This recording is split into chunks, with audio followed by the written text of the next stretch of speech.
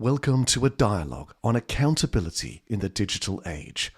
A dialogue with representatives of a global, multi-stakeholder community. Hello, I'm Frits Bussemaker, and today I'm having a dialogue with Roger Latchman. Roger, welcome to the program. Good afternoon to you, Frits. Lovely to be on your program. Yes. Roger, allow me to introduce you to the audience. You are an executive director of the International Institute for Ethical Governance and Accountability. You're the vice chairman of the WITSA, which is the World Innovation Technology and Services Alliance. You live in South Africa, and you're educated in international and commercial law. These were the highlights I found when I was preparing my talk. Did I miss something important as far as you're concerned? Yes, I'm also completed programs with the Society for Corporate Compliance and Ethics in the US, and I'm also an alumni of the International Anti-Corruption Academy in Austria. Okay. Those are the important things that related to the IIEGA. But apart from that, I mean, I'm a chartered director with the Institute of Directors in South Africa. And I'm a lifetime fellow member of the Institute of Directors in India. I've done lots of other training. I'm an accountant by background. And so, yeah, I think that maybe kind of sums it all up. Yeah, no, thank you for adding that to that. And what actually comes out in all the, you could say, your background, it seems like global is in your DNA. Everything you do is global, international. Is that a coincidence, or is that something you purposefully thought for? No, it's a coincidence. But in later, I mean, I realized that so using the International Institute for Ethical Governance and Accountability, I thought, you know, governance and accountability is an international phenomenon. And why not use the network that I've developed over the years to create something that's an international perspective so that we can do an exchange of ideas relating to governance between the different countries that I've got networks in. Okay, so you're using your personal network to organize an international discussion.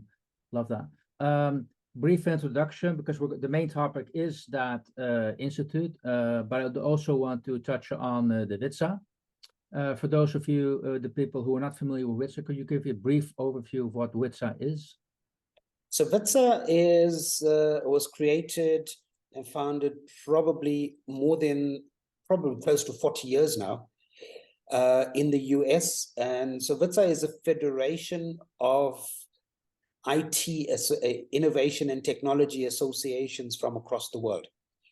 So yeah, it's basically a fantastic organization, very well renowned, and it has a pinnacle event called the World Congress on Information Technology, where I believe you and I met almost a month ago in Malaysia. So it's a fantastic event. You was there. You've seen the quality of the speakers that WITSA and its partner country puts together. And for those that may be interested, next year will be in the beautiful country of Armenia. So I'm certainly looking forward to being in Armenia next October. Great. No, I fully agree. I was one of the speakers at the WCIT conference in Kuching, Malaysia. Loved the experience and loved the global discussion taking place there. What I found actually quite interesting, and that's also why I'm interested to talk to you, is how much accountability, governance, the ethical side of technology was on the main stage.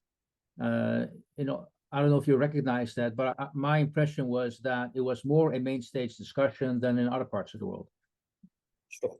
Yeah. So as we evolve in the digital era, I believe that it's very essential for us to start incorporating issues of ethics and integrity and accountability into the digital space, because as we see with artificial intelligence and with Internet of Things, you know, it becomes very crucial for us to now begin to understand, where do we draw the line? You know, where do we draw the line with artificial intelligence for the matter? You know, many years ago, we had the cloning of Dolly, the cow, or was it the sheep? Sorry. Yeah, the And sheep, yes. now, is that ethical? You know, how do we, you know, is it an ethical, is it our ethical behavior for us to do cloning? We've got robotics, we've got robots. You would have seen in Kuching, there was the nurse. Yes. But as we move, we're going to find that AI and Internet of Things is going to be affecting our lives so much more. And so therefore, although the IIEGA was founded to be a in the broad space, dealing with integrity issues, ethical issues, and accountability and accountability issues, because of my relationship with Witsa and being on the board, I decided that we need to strongly incorporate issues relating to innovation and technology, and expose that space to ethical and governance issues. Okay, got it. So it started off general governance, accountability, integrity in general, but okay, now because of the development, you're zooming in on digital technology and its impact. Well, that would be one of the sectors that we will, okay. that is obviously of concern. Another sector that we will be looking at shortly will be the pharmaceutical industry. I am also looking at the infrastructure and smart cities network. So we are looking at different sectoral areas as well. So just maybe to touch on, Witsa and the IIG have agreed in principle to sign an MOU. We're in the process of signing an MOU to create a sectoral center of excellence, where we will discuss issues relating to integrity and governance for the tech industry. So where we would create a research forum, as well as in time creating a program of certification for companies that are that behave ethically. Okay. Now, So, is that because I was, if I look at the website of the Institute, I see it's housed in an ever-growing number of universities. And is that because of the research angle, or is that another reason why you're approaching universities to house the local hubs? well, firstly, for the value that universities have in terms of research capability. Mm-hmm. Number two, they've got young, our future leaders are in the universities now. So it is good. I think my idea was to expose them to ethics and integrity at that stage where they're going through university. I would have loved to then move it down to the schooling area, but let's start with universities for now. And also to provide an opportunity for the universities to then utilize what they've got in terms of, and the research programs, to then put that into practice within the country that they operate in. So there'll be a consulting arm that gives, that will provide revenue generation for the Center of Ethics, for the Center of Excellence within the university structure. So it's a multifold approach to assist the university in developing a structure that will propagate the message that the IIEGA wants to get out. Okay, now, thank you for that explanation. I'm going to be a little bit of a devil's advocate, and that is, why did you, what was missing in the world that you needed to start a new entity? I think there was a gap where we needed to get the universities involved in doing the research. because they've got the capacity, they've got the capabilities, and they've got the young people who have got the power and the knowledge to be able to do that. So utilizing an educational institution to do the research will be far more effective. You know, you've got other organizations that do research, but when I look at, you know, when you look at the reports that come out, they don't necessarily speak to the actual things that are on the ground. So that's why what I decided was the idea would be to have one university in each country that would be the driving force within that country. And they may collaborate with other universities in that country should they wish to. But there would be one university who will then take charge and understand and unpack the issues of ethical governance and accountability within their country. Okay. And you know that, so accountability is just a good word for anti-corruption. So, and that's why I chose the word accountability, so that going forward, you know, we should eradicate the scourge of corruption. And hopefully, you know, we don't want to hear this word corruption any longer, but it'll take some time. But I guess if we all work towards being positive and making an awareness, you know, creating that awareness of the dangers and what corrupt activities can do, you know, we'll all live to see a better world. Okay. Actually, the first time I am hearing somebody talk about accountability as anti-corruption, to be honest. But interesting take on how you explain the accountability, but I got that. Now, before I move on to another topic, quick question. When you look at digital technology, which okay, that's something, one of the target areas you want to look at. Is it just a topic, or is it also a tool to help you create more accountability in a more ethical environment? So we see it as a tool, but more as a platform where we want to obviously get the industry involved, get the large companies, the small companies, all, and you know, and more particularly the developers of these of software, and in understanding what are the implications. You know, we've seen in the past Cambridge Analytica and the dangers of what AI could do, and if it's used in the wrong hands, you know, we manipulated a whole country. You've seen other areas, but you've seen good things coming out as well from, you know, from AI. So the thing is that, but let's use the Cambridge Analytica issue and the danger of, you know, so if we don't behave ethically, you could ruin lots of things. And I don't want to go into a political discussion about that, but certainly the Cambridge Analytica has taught us a lot about the dangers. Okay, now I think we can skip the political side, but still related to that, what's your take on the fact that the ethics is not the same in each part of the world? So we have different norms, different values. So what's your take on do we need to align ethics on a global level, or can we all have our own ethics? And what's your take on that? How are we going to organize that? Well, I think it's a premature for me to answer that, but yes, you know, what is acceptable in one country is not really acceptable in a different culture. Let's talk about different cultures. And that is the reason why I wanted to create a center of excellence in each country.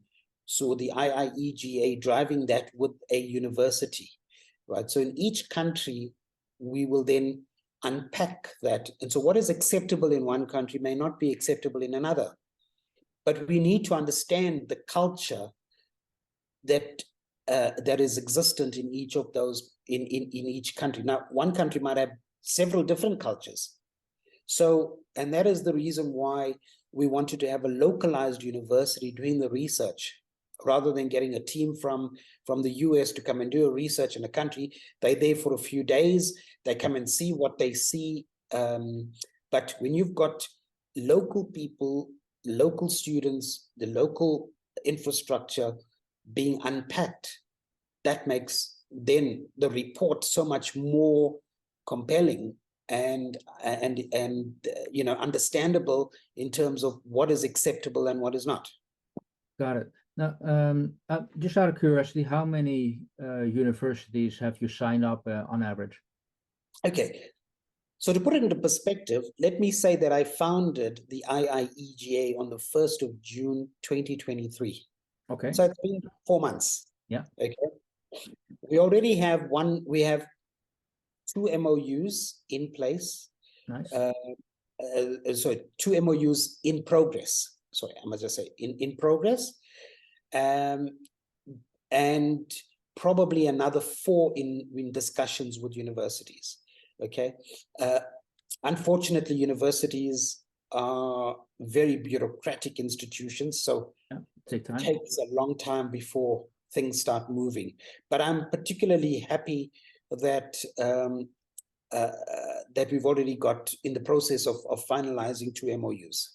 Okay, So no, it's good that we're in the early stage of the lifespan of the institute.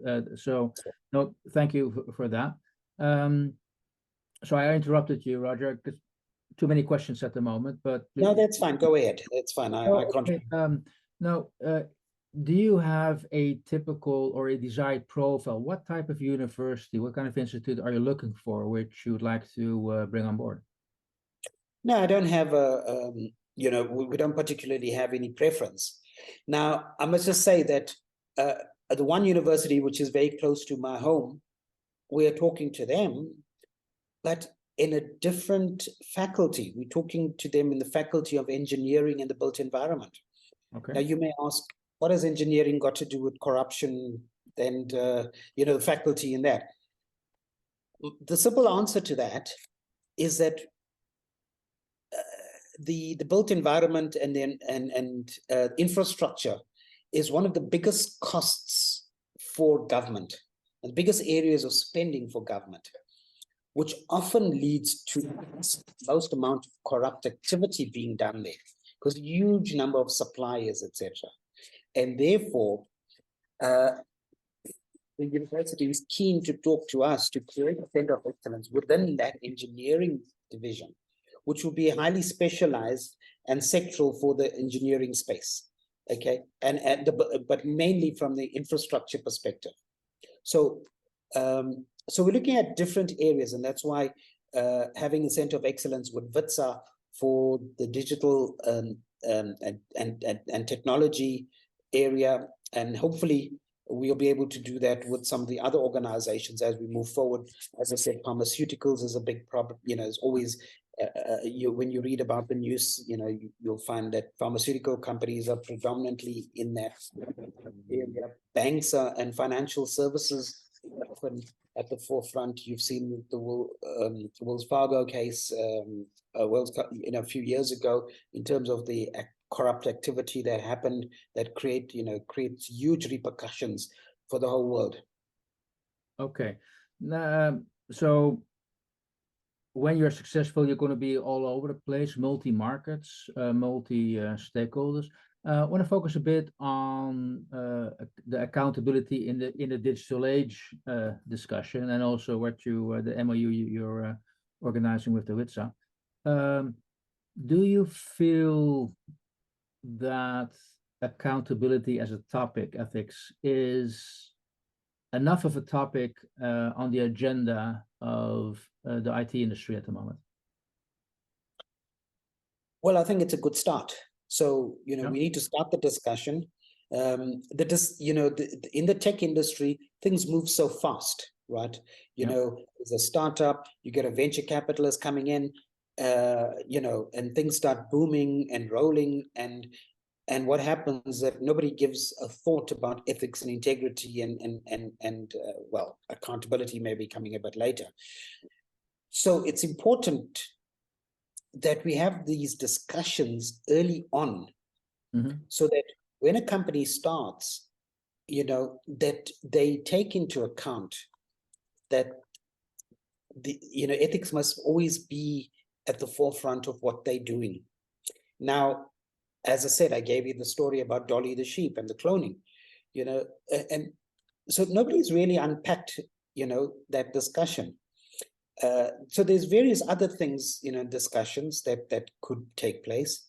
Every company is probably, when they dig deep into their cupboards, they'll probably find some skeletons of ethics or compromised ethics and integrity. So, but it's important for us to have that discussion in the tech industry, because nobody's been talking about it to the extent that it should have been. Okay, now are you aiming for, let's say, intrinsically motivated individuals, organizations to be accountable? Or are you also looking at a way to enforce accountability? What direction do you think is going to work? No, so to me, the important thing is for us to educate people about the effects of not being ethical, okay? But it's not, I don't want to go out there with a stick. I'd rather go there with let's have a discussion. Let's create a forum where we're going to discuss this, because there's no right and wrong. Particularly, there's a lot of areas in technology that may not have a true cut, clear answer, that it is ethical or not ethical. So, but it's important to have that discussion so that they will be given this, the thought process can happen in terms of understanding whether it's ethical or not. And I said, let's go back to the question about Dolly the sheep and, cloning. Is it an ethical thing? Not ethical? Where do we draw the line? Because, we've seen, we've seen diamonds being grown in laboratories. Okay, and that's another issue, which is obviously not not really directly involved to tech, in digital tech, but it involves, so would you want to buy, for your a ring that says diamond, but it didn't come from the ground, but it was made in some laboratory. So there's all these areas, that asks these questions. And the important thing is, let's start the discussion. And that is what we're trying to create, is have that discussion, but have that thought. And, I don't have all the answers, but let's create a platform so that the discussions can happen and different thoughts and ideas can come out from it. Got it. Well, maybe this is a little bit too premature, but I'm going to ask it anyway. What do you think is the biggest threat for accountability today? Well, on the generic space, I think, I could answer that. I think it's our leaders. Our leaders have, many of our leaders across the world are not showing the kind of, they're not being as accountable as they should be to the electorate. Mm-hmm. The people that put them on board. I come from South Africa, and I can certainly see the examples here. But also, when you look at the world over, what's going on in the Middle East right now, does the population of Israel want that to happen? Yes, there was an incident that triggered what is going on, but do the population of a particular country really want that war to go on? Other countries are trying to get involved in this war. Do their people want that to happen? So there's a lack of accountability from our leadership, and not only in corrupt activity, but in various other spaces as well. So although we don't want to get involved in that particular kind of things, but I think leadership, not only in governments, but leadership in companies. So I want to give you an example. SAP, the tech software company, has put aside a huge amount. I think it's on our web page. Put aside a huge amount of money to defend itself in corrupt cases Now, is that the kind of leadership we want to see? You know, where they're putting away money for legal fees to defend cases, whereas they should be putting away money to educate their team and they about the effects of corrupt activity. Now, you know, I would like to see if how much are they doing to educate their team in terms of that. So leadership, I think, is a, you know, we've got a big problem when you've got leaders who now are putting money away in defending corrupt activity. Yeah. And do you think that the leadership you're talking about has enough understanding of the impact of digital technology, of the global transition taking place, that they understand the world we're growing to? Well, I think the problem is that profit seems to be the utmost motive. Mm-hmm. And it seems that as long as profits are being held and money is flowing into their own bank accounts, and then, you know, with these super bonuses, etc., that's a big problem, and which is going to lead to corrupt activity. And so those are the issues that need to be addressed and spoken about. Okay, Now, I understand your point of it needs to be addressed, but how do you get these people at the table when on one hand we have these bonuses, a lot of you could say money being paid to the leadership, and on the other hand you have people saying, hey, well, you need to be accountable. And how do you get them at the table, and not only at the table, but how do you also then hold up and say, hey, this is you should be accountable? well, I think the important thing is, let's start the discussion. Okay. And once we have that discussion, I think there'll be a greater awareness about, okay, you know, maybe I shouldn't have done that. Yes. And, you know, and I think that is the kind of, that is the way I'd like to move, is that you don't want to really say, guys, we just don't want to have anything to do with you because you're corrupt. There's certain, I mean, there will be instances where we're going to say that, right? But I think the important thing is to transition those companies that may be on the borderline of an ethical breakdown, to say, guys, let us let's talk, let's engage and see. You may have had you may have had a breakdown in your ethical governance areas, you know, but how do we fix this? So, you know, Siemens has done a fantastic job, because they had a problem a few years ago, and they created, you know, they created a fund where they now use that money for educating and for making sure or trying to improve the world by providing access to that kitty to make this world a better place. Now, So I find it interesting, Roger, you in your examples, you talk about companies, about corporations. Does this also apply to the public leadership, or are you focused on getting those organizations to be more accountable? No, listen, you know what, it's probably easier to talk to companies and corporations because they're part of our membership based at IIEGA through its members, as well as that. But governments are also equally, you know, responsible, and we need to obviously try and get through that. So yeah, we will be engaging with government agencies and you know, try and get that sorted out. Yeah, there's a lot of work. There's a lot of work to be done. No, fully agree. That's also what we've seen as the Institute for Accountability in a Digital Age. It's a lot of work creating the awareness to have the discussion in the first place, and then trying to identify, okay, what are possible solutions? So I think we should join forces, because there's so much still to do out there, and create that awareness. Absolutely. Yes, we certainly should be looking at some kind of collaboration. Yeah. And finally, Roger, last question: who should be at the table? Who do we want to have at the table to get this resolved? Oh, that's an interesting question, I think. And so we need as many people as possible around the table, because the scourge, the ethical breakdown in ethics and integrity can create total mayhem, right? So the important thing is that we need to ensure that our future generations are at the table.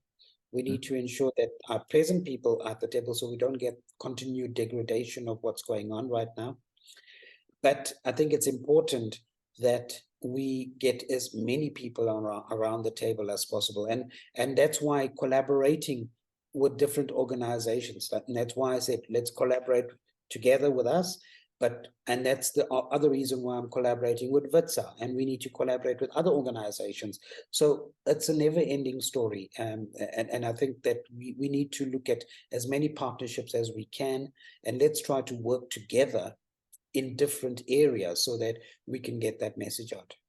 Okay. Hey, that's a good note, a call to action to end this conversation on, Roger. I want to thank you so much. You have started a journey which I would qualify as a very big, hairy, audacious goal, because it's very big you're trying to resolve. But I understand where you're coming from, and hopefully we can make digital more accountable, but also make use of digital to make the rest of the world more accountable. So thank you for your insight. Thank you so much, Fritz. In as much as it's the very, very large task, we have to start somewhere. So even if we do 2% of the work that we're supposed to be doing, it's an achievement, I guess. Great. Good thought. Great, Fritz. Take care. Cheers. Bye-bye.